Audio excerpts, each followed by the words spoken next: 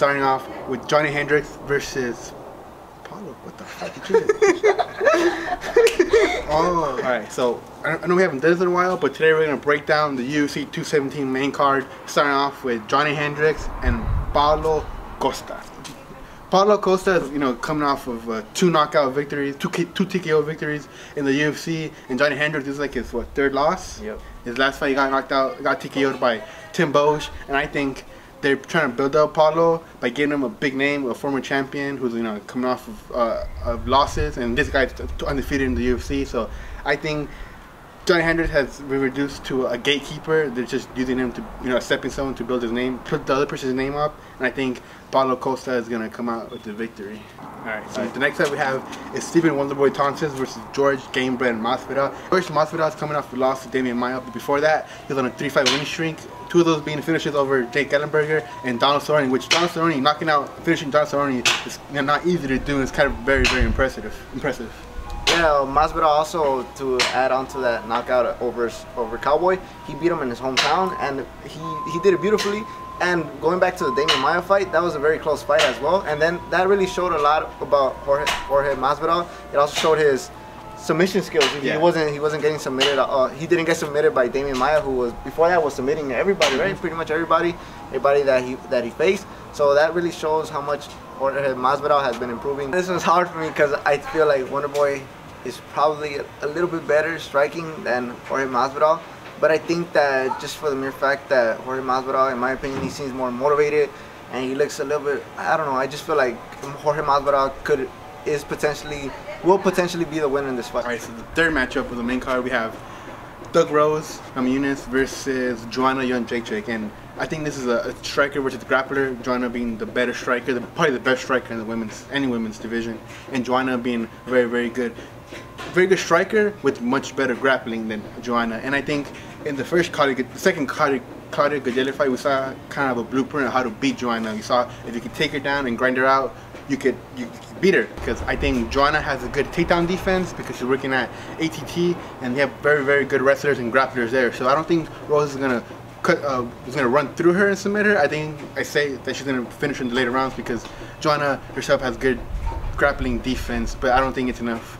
I don't think the defense is good enough to withstand Rose's offensive grappling. So I think in the later rounds, maybe third, fourth, or fifth round, or fourth and fifth round, I think Rose gets a submission, either guillotine or rear naked. It's very interesting, like you said. It's more about a striker versus a submission artist, because if you look at Rose's record, most of her wins have actually been by submission. Then again, you have one of the most creative strikers on the other side that hasn't lost in MMA, so that makes for a good fight.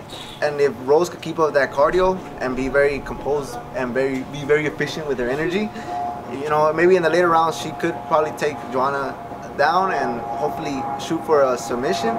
For me, the main event of this card is a co-main event, but in our hearts, the main event is the Cody Garbrandt and the TJ Dillashaw fight. And this fight it has a history. They both were training partners at Team Alpha Male a few years back, and then TJ left. People saying he's a snake, and then back and forth. There's a whole back and forth between the two camps, Elevation Fight Team and the Team Alpha Male, but mostly is between TJ and Cody. And I think Cody, who impressed me with the Dominick Cruz fight, even though it was a sad fight because Dominick's one of my favorite fighters, I think Dominick Cruz has better footwork than TJ Dillashaw has, and Cody was able to neutralize Dominick's footwork and was able to beat him pretty decisively. Also, that video that Cody posted a couple days ago, yesterday, kind of swayed me a little bit, because now you see like TJ is vulnerable to Cody's left overhand right, and he has the power to knock him down and possibly finish him, because we saw him a couple years back. They both grown since then. I think Cody has grown as well, and I think Cody finishes him in the later rounds. The middle rounds. Okay, going back to the Cody Garbrandt versus TJ Dillashaw, it's pretty much both of these fighters have a lot of animosity towards each other. Like there's like three sides to the story. There's side A, side B, and the truth, right? So even though we don't really know what exactly went on, we know, I guess, most components to kind of, us decide, I guess, what side we're on. But like going back to the fight itself, I think Cody Garbrandt will probably finish TJ Dillashaw. And I'm just saying this not so much because of the growth that Cody Garbrandt has had over the last few years, but the fact that Team Alpha Male knows TJ Dillashaw. TJ Dillashaw was pretty much created by Team Alpha Male, and the coaches there, like the way they structured out that great plan to beat Dominick Cruz, I'm pretty sure they have like a great plan to beat TJ Dillashaw. These guys probably know the ins and outs of TJ Dillashaw. Even though TJ Dillashaw has grown a bit over the years as well after leaving Team Alpha Male, I think the basic fundamentals are always what are important to a fighter, and Team Alpha Male is the team that created TJ Dillashaw.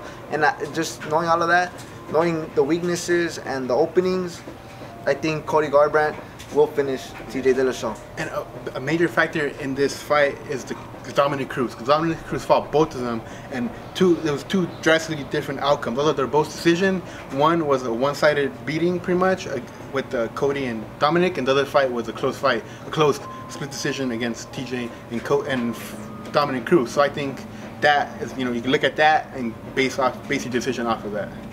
So now we get to the main event between Michael Bisping and GSP. And Michael Bisping, coming off a 1-year layoff, but GSP's coming off a 4-year layoff against Johnny Hendrix, who I think whooped his ass. So he kind of retired, temporary retirement, because he's been on the decline ever since the Carlos Condit, Nick Diaz fight. And Johnny Hendrix was the most evident, where he didn't look the same, and I think he got outclassed and he got beat by Johnny Hendrix, old Johnny Hendrix. And man, like it's really crazy how we were talking about Johnny Hendrix a while ago. How in that time it was Johnny Hendrix, one of the top guys. There's GSP, probably like the face of the company at the time. Yeah. And the fact that was 4 years ago is very shocking. And to finally see GSP back in action after 4 years, it's always a big iffy every time a fighter like that comes back into action, because 4 years, it's a long time. It's a long time to not be in competition, even though I feel like GSP probably has been in the gym, been working, but it's not the same as being, in front of an audience of like thousands of people and being watched on TV and competing at the highest level at 100%. So it's always questionable. I think that we just don't know anything about GSP. We don't know how his mind is when he is gonna step inside the ring.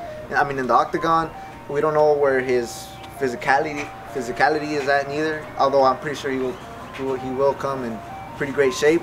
So it's always these fights are always questionable, because you don't know what that guy that has been laid off for years is gonna bring to the table, or what if he has picked up new skills during these last 4 years. So it's questionable. And a fun thing to look at, both GSP and Johnny Hendrix are on the same card, right?